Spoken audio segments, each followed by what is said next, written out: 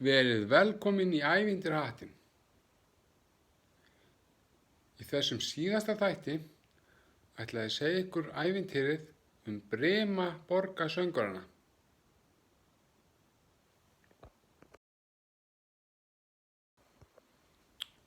Það var einu sinni asni sem bjó á bæ. Það var hann húðlatur. Punktinni þá þú losa sig við hann. En asnan leist nú ekki á það og ákvað til Brimaborgar og gerðist spilari. Og hann gekk af stað. Hann mætti hann ketti sem sagði sína sögu ekki sletta. Ó nei, átti líka losið hann. En asnin sagði hann bara koma með sér til Brimaborgar og gerðist spilari líka. Og það gerði kötturinn. Og þeir héldu áfram. Þangað til að koma hundi. Það sama sem þar, átti að losa sig við hann. Kötturinn og asnin sagði hann til Brimaborgar og gerðist spilarar. Hundinum leist vel á það og fór með þeim.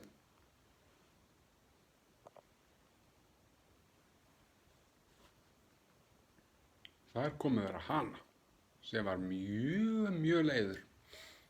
Hvað er að, Hani? Spurði asninn.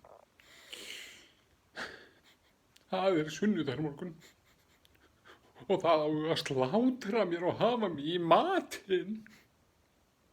En þú syngur svo vel, þú kemur ekki með okkur til Brimaborgar og spilar þeim. Það er svona vel á.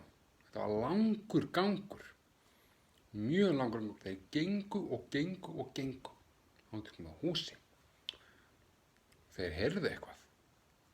Já, það voru ræningjar sem voru að skipuleggja rán. Bankarán eða alls konar rán. Og þeim þetta við hug. Þeir ætluðu sko sannarlega að koma þeim úr húsinu. Asninn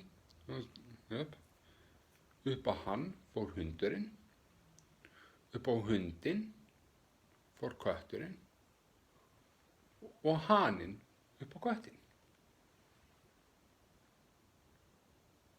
Og síðan og síðan vögguðu þeir inn gluggana að brána allt.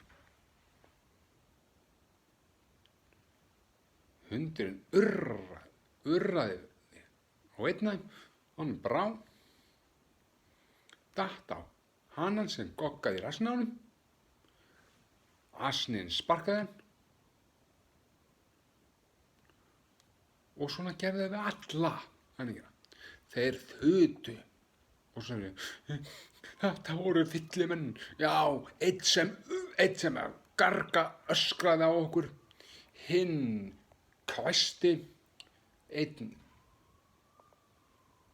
stangaði með hníf, það var með hanangap og hníf. Við skulum fálfa okkur. Og svo sáust þeir ekki meira. Svo sáust þeir aldrei framar. En haninn, hundurinn, asninn og kötturinn, þeir voru svo þreyttir eftir allt erfiðið að þeir okkur bara vera í húsinu. Og hér með endar sagan af Brimaborgarsöngvarunum, ævintýrið. Og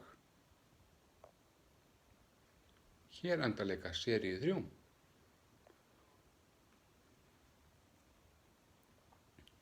Ævintýrahattinn og þetta er síðasta serían. Ég þakka samfylgdina. Verið sæl.